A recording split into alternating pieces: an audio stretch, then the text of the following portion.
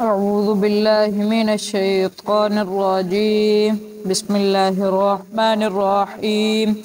سبح لله ما في السماوات وما في الأرض وهو العزيز الحكيم. يا أيها الذين آمنوا لم تقولون ما لا تفعلون كبر مقتا عند الله أن تقولوا ما لا تفعلون إن الله يحب الذين يقاتلون في سبيله صفا كأنهم بنيان مرصوص. وإذ قال موسى لقومه يا قوم لم تؤذونني وقد تعلمون أني رسول الله إليكم فلما زاغوا أزاغ الله قلوبهم والله لا يهدي القوم الفاسقين. وإذ قال عيسى ابن مريم يا بني إسرائيل إني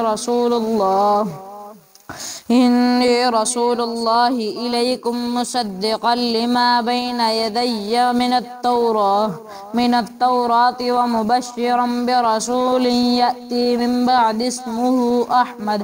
فلما جاءهم بالبينات قالوا هذا سحر مبين.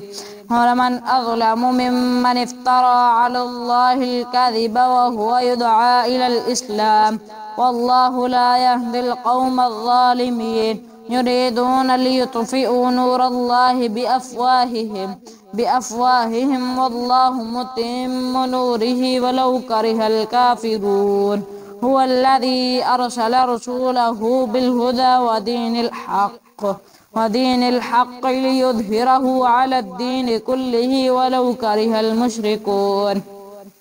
يا أيها الذين آمنوا هل أدلكم على تجارة تنجيكم من عذاب أليم تؤمنون بالله ورسوله وتجاهدون في سبيل الله بأموالكم وأنفسكم ذلكم خير لكم إن كنتم تعلمون. يغفر لكم ذنوبكم ويدخلكم جنات تجري من تحتها الأنهار ومساكن طيبة في جنات عدن ذلك الفوز العظيم.